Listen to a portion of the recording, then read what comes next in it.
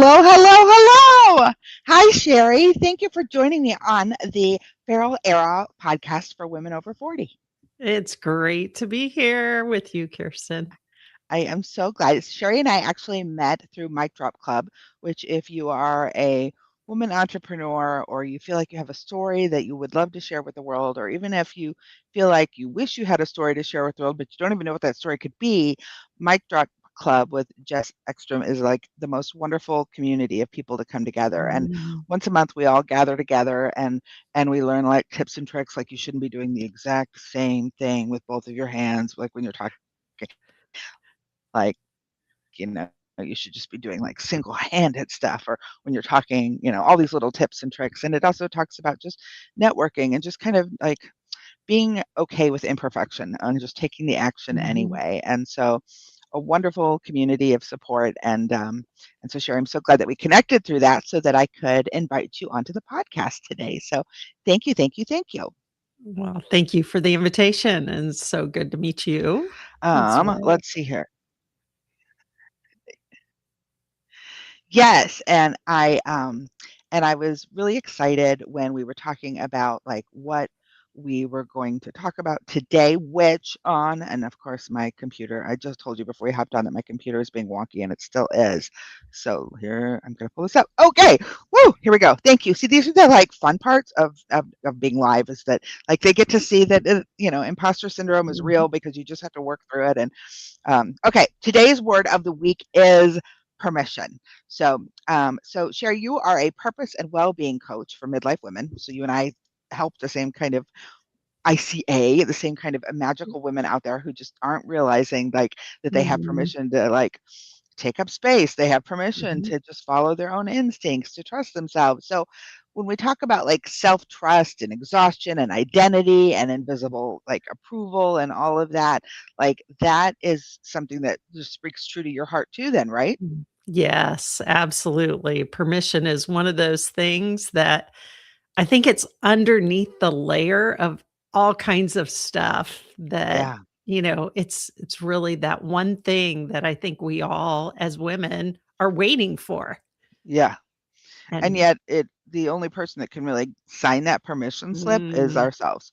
But yes. it's something wonderful that happens hormonally too, where like before that, just getting everyone else's approval, everyone else's permission, and then something changes, perimenopause, menopause area, where you're like, you know what? Like self-alignment is so much more like Mhm. interesting, attractive, sexy, bring it on than when you were just getting like the pat on the backs and the attaboys from those external areas of life. Yeah, yeah. I think, especially for women over 40, Yeah. we've gotten our permission slips a lot f it's very external.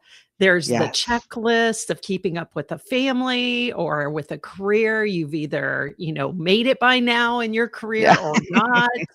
And then there's this shift. The kids need you less. Career milestones are either Mhm. you got there or you didn't, or there's this shift. And for a long time, the question was, what does everyone else need from me? And now it Mm. gets to shift into what do I want? Yeah. And women have never practiced answering that question for themselves. And Yeah. that's what that's what where there's just so much richness is being like, what would you give yourself permission to do? Right.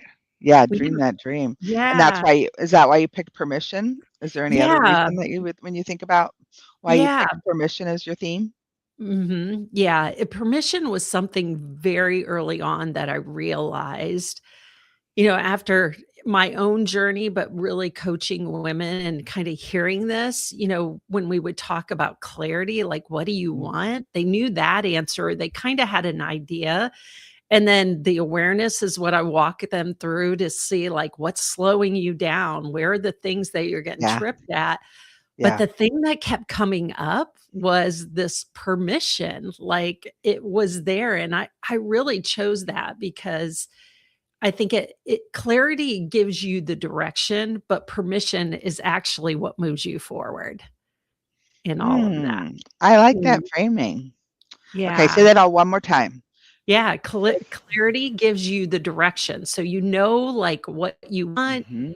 but we stall in there, and then Yeah, permission is what actually moves you forward, whether it's permission from yourself yeah, or that external feedback that you need, like, "It's okay, you can do that," or yeah, whatever validation you need from whoever that is in your life. yeah. Was there a moment in your own life when you realized that you weren't actually the one Mhm. signing your own permission slip? Yeah, it was so my husband served 20 years in the Navy. I was sitting at Mhm, his retirement ceremony. He came over, he handed me the American flag, gave me a kiss, and said, "Now it's your turn." And I felt the biggest exhale, first of all, because I had been holding so much together being that military spouse, really focused on, what his career was, what our we moved 10 times in 20 mhm, years. Being able to pivot, I started out as a respiratory therapist in the medical field, but mhm, being different places, it didn't allow me to do that when we were overseas. So I had to like really reinvent myself so many times. mm, And while I gave myself permission to do that, there was this underlying permission of like being able to actually want something and mhm, need it for myself. And for that, it was a lot more interrelated to health stuff, like you mentioned earlier, doing the whole midlife thing of mhm, perimenopause and menopause. My body's changing. What am I doing? Why will I not allow myself to sit still and yeah, rest?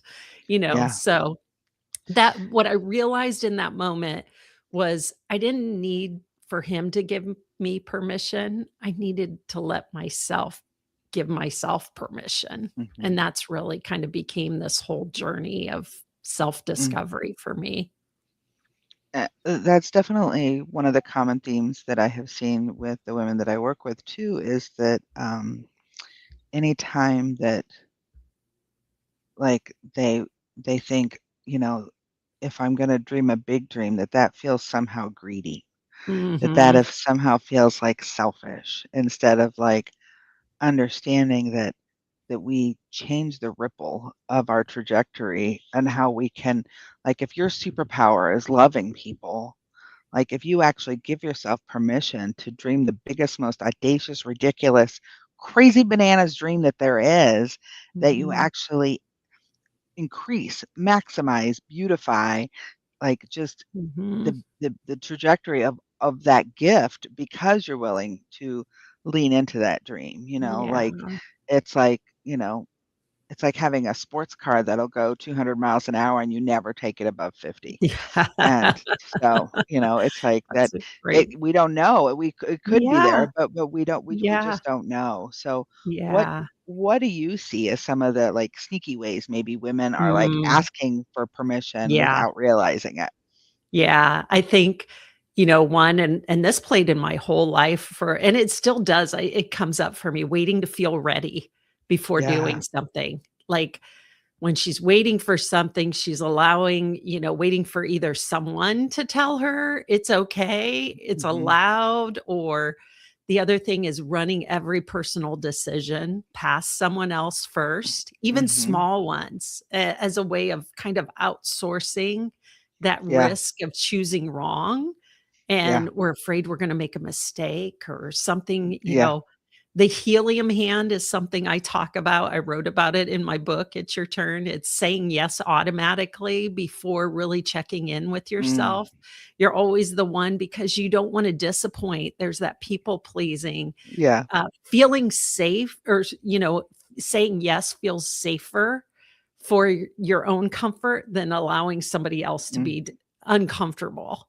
And Yeah, that and then saying no, then you feel like you need to defend it. You can't just be like, "Nope, exactly. that isn't a good fit," like, or whatever, but let me Yeah. tell you the whole story, which really kind of rocks your whole credibility and your power stance Yeah. because you're like, yeah, Yeah. yeah, no, Yeah, I and I think totally see one of that. the bigger things for especially as us as women is needing to justify rest or Mm, time for ourselves. yeah, That's one thing where where it's those are the earned. s Yes, Yeah. we and a lot of that, it's like, where does that come from? Mm, It's were you raised where it was like, "You have to have all your chores finished before we can go swim in the right, pool or go right. play," and Yeah, stuff like that.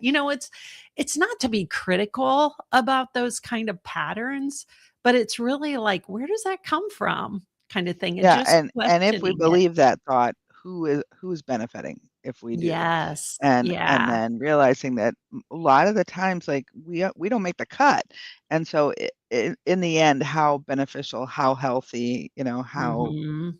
how Yeah. sustainable is it? Because, um, I think that up until you hit that 40, 45, 50 mark, that that you that you are just you're holding holding the line, and then at some point, like, you just realize, like, my hands are covered in blisters. I am just so tired, and I cannot believe the number of people that I talk to, every week Mhm. that are just like, I don't even know who the fuck I am. Like, they just Right. like, when you ask, Yeah. what's important to you? What do you like? What do you have preference? Like, they have been so used to turning down the volume on their life that that when I ask about identity core values and questions that, like, interests, hobbies, whatever, like, Yeah.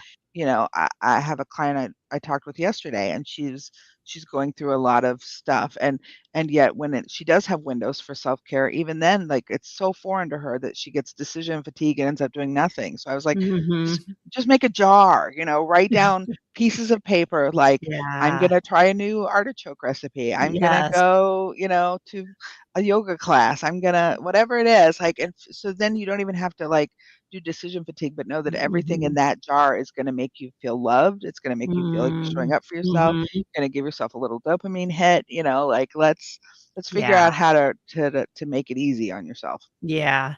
Yeah, I think, something that is a common thing I think that happens, we think we have to have it all figured out, or we Yeah. do this as like an all or nothing approach to Mm, it.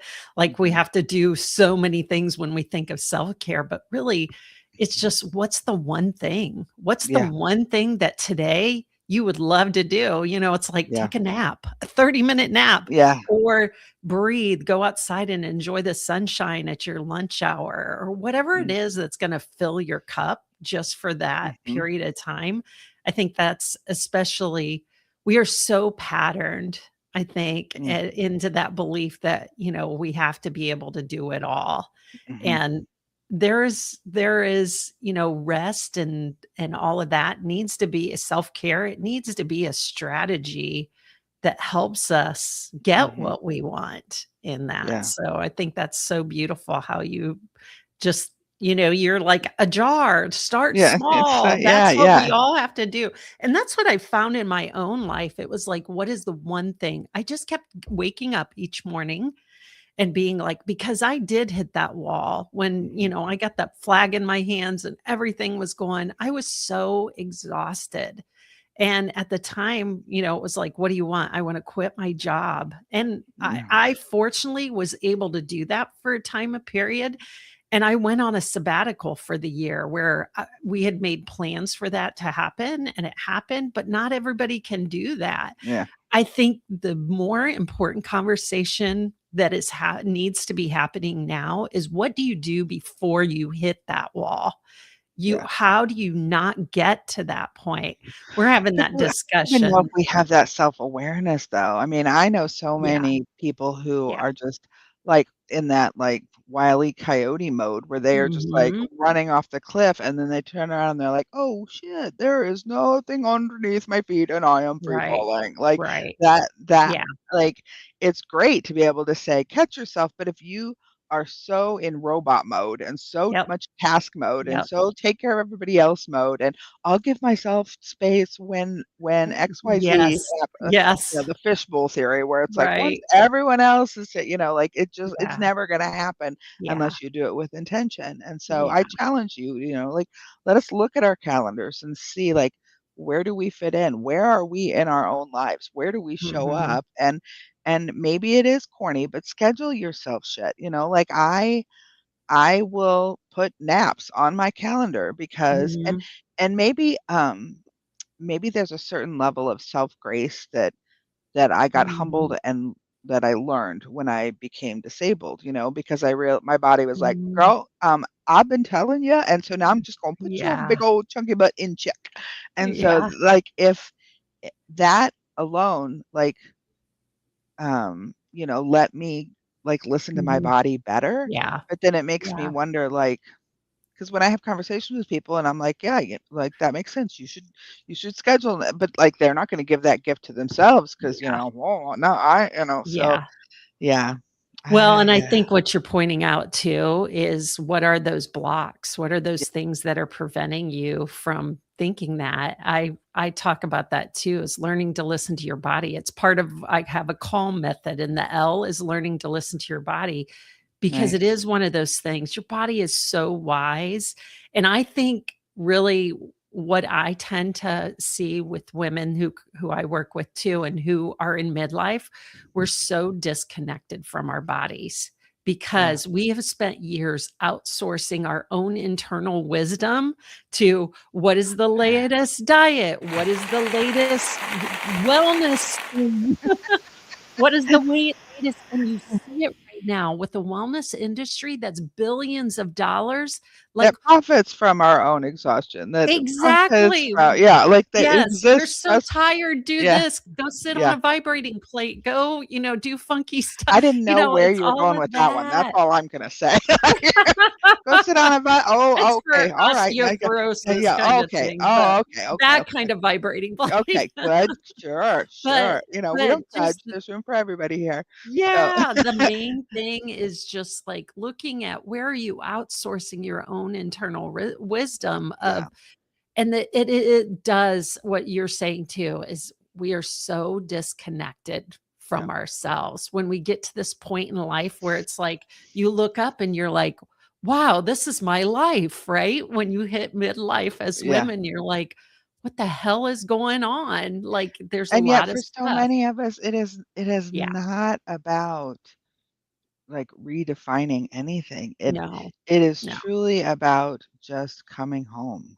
Yes. It is Yes, about rediscovering who we've been all along. It's like Dorothy and Wizard of exactly. Oz shit, it's like, "You've had it in you all along." Like, that is truly the power, and that's why Yeah, it feels so good because of that, like, yeah. resonating, like, empowerment that you're giving yourself Mhm. just by being yourself. So, It yeah, is a way it is, this I love how you explain it because that is something that I don't yes, it can be a time of reinvention, but it really is about coming it's your yeah, homecoming in midlife. yeah, The things that have gotten you here sometimes need to be reassessed.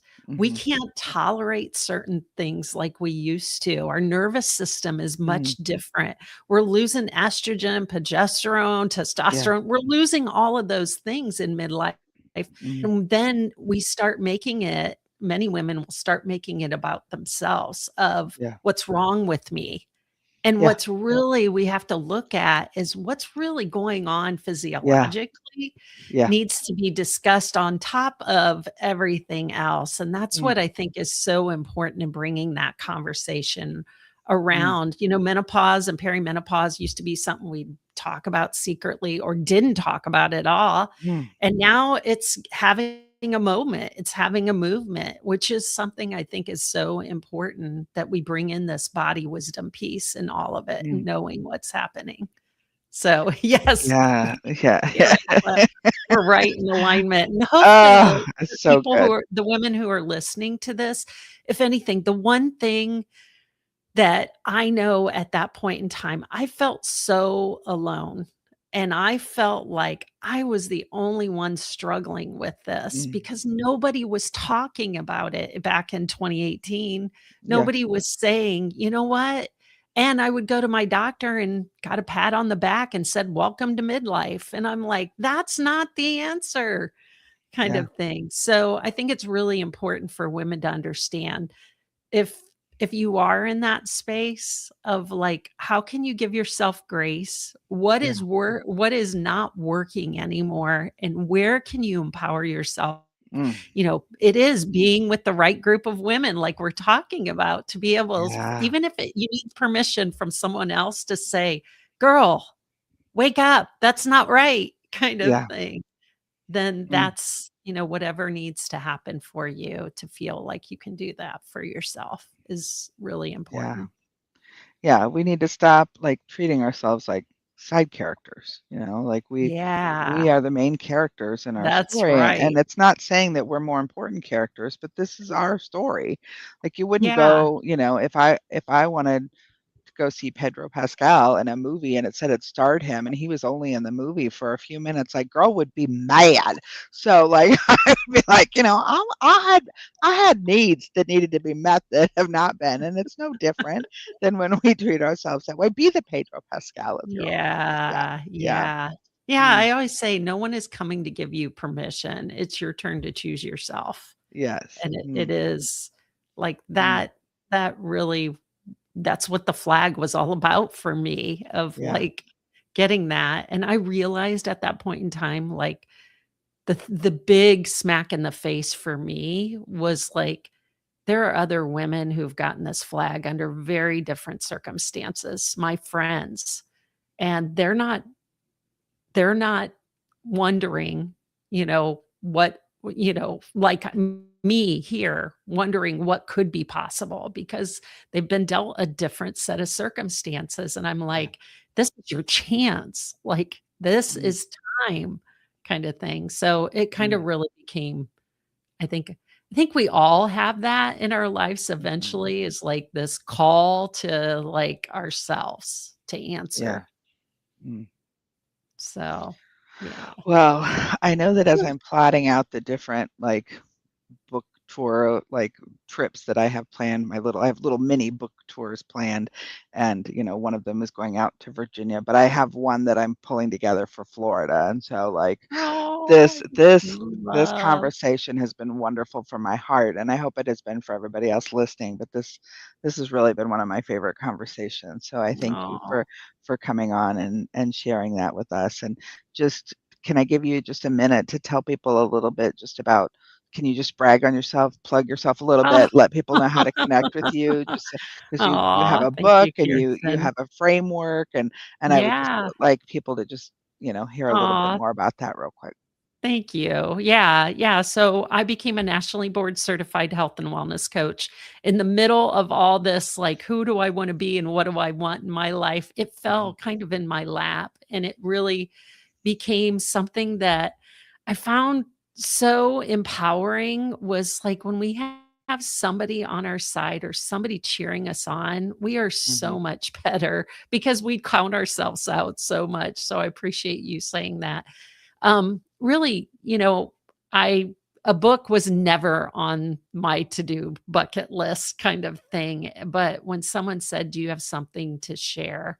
that someone else could benefit from. And I was like 20 years as a military spouse, putting myself last all the time and how to get out of that. mhm, Yes. So I wrote the book. I'm launching a podcast. The book is on Audible too. So that was something that was really important because I kept hearing from clients too. I work with primarily midlife women who are in this sea of like, I am so disconnected from myself. I don't know which direction, you know, mm, relationships are rocky, but the biggest thing is health, finding resources to know that your medical care and your care, how you take care of yourself mm, is really going to determine the longevity of your life. What you do now in your 30s, 40s, and 50s are going to determine what kind of shape you're going to be in your 60s, 70s, and beyond. And that was mhm, really important to me. And so that's really offering coaching, offering a program that Women Reclaim You is a program that I put together and using that clarity for what you want, who you want to mhm, be, and what you want in your yeah, life. Awareness is what's slowing you down. We talked that through. Learning to listen to your body. That's where the disconnection starts to be mhm, reconnection. And then and then the mindset to say yes to yourself every day is yeah, really I found myself that was kind of what worked for me, and then as I started working with clients, that mhm, was the one thing that kept it just was patterns. yeah, I'm so big into patterns. I can see patterns, and ask people questions and hear their patterns, and then Yeah. just from a very non-judgmental, that's what I love about coaching. It's just, having someone you ask you questions, the answers Yeah. inside you. It's just having someone Yeah. powerful to ask those powerful questions. Yeah. I think that's one of the most powerful distinctions between coaching and therapy. Therapy definitely has its purpose and its lane of Mhm. brilliance, but the assumption under coaching that I love and I agree with is that we usually already know the answers. We just Yeah. haven't figured out how to give ourselves permission to believe it Yeah. and how to embrace it and how to trust that. And like you said, Mm. mindset is important. And yet, before we can even get to mindset, you have to like be able to trust your nervous system has to believe you. It Mhm. has to believe in you. Mhm. And so and so getting to the point where you can even do that mindset, if that feels completely foreign, that's 100% normal and okay too. And that's when you Yeah. need to have somebody that can kind of help you kind of heal your nervous system a little bit enough so that you can actually start reframing your thoughts so that they serve you Mhm. better. And Yeah. um and Yeah. that's huge. So well, Yeah. Sherry, Mm. thank you so much. This has been Yeah, thank absolutely wonderful. you. I am wonderfully excited about this talk. It will go ahead and be out on the different platforms and pages and out there, and I'm just really grateful. So I look forward to us being able to work again together in the future. Yeah, I'm grateful for your conversation. Good luck with the book tour, and when you come to Tampa, please let me know. I'll be there. Okay. All right. Thank you. See you next Take week, care. everybody. Bye.